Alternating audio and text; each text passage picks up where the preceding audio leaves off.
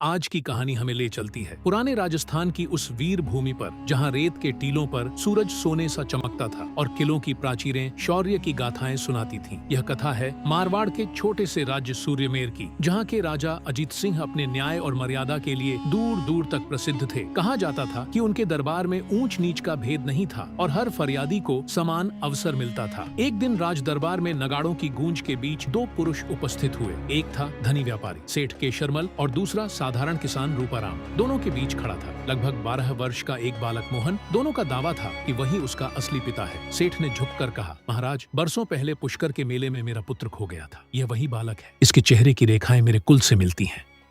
रूपाराम ने हाथ जोड़कर विनती की, अन्नदाता, मैंने इसे जन्म से पाला है। इसकी मां ने अंतिम सांस मेरी गोद में ली थी। यह मेरा ही बेटा है।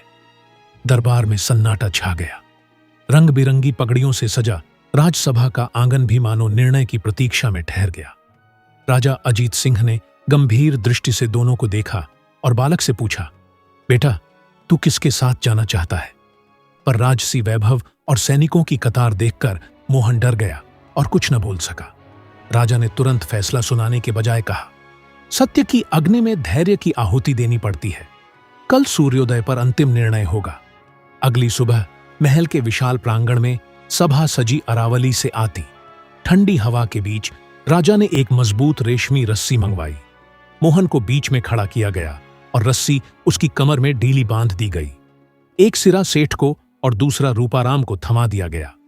राजा ने कठोर स्वर में कहा, जो इसे अपनी ओर खींच ले जाएगा वही इसका पिता माना जाएगा। क्षण भर की खामोशी के बाद सेठ ने पूरी शक्ति से रस्सी खींचनी शुरू कर दी। मोहन दर्द से चिल्ला उठा। तभी रूपाराम की आंखों से आंसू बह निकले। उसने तुरंत रस्सी छोड़ दी और पुकारा, महाराज, मैं अपने बेटे को पीड़ा में नहीं देख सकता, चाहे यह मेरा न भी हो, पर इसे कष्ट मत दीजिए। उसी पल राजा अजीत सिंह सिंहासन से उठ खड़े हुए और ऊंचे स्वर में बोले, बस यही सत्य है। सच्चा पिता वही है जो अपने अधिकार से पहले संतान की रक्षा चुने। उन्होंने मोहन को रूपाराम के हवाले कर दिया। सेठ का सिर शर्म से झुक गया और राज दरबार में न्याय की जय जयकार गूंज उठी। उस दिन सूर्यमेर की धरती ने देखा कि सच्चा रिश्ता रक्त से नहीं बल्कि त्याग और प्रेम से बनता है। और तभी से लोग कहते हैं कि उस वीर भूमि पर न्याय उतना ही अटल है जितना वहां के पत्थरों से बने किले। अगर आपको यह राजस्थानी लोकगाथा पसंद आई हो तो चैनल स्टोरी वाणी को सब्सक्राइब करें और ऐसी ही प्रेरक कहानियों के लिए जुड़े रहें। धन्यवाद।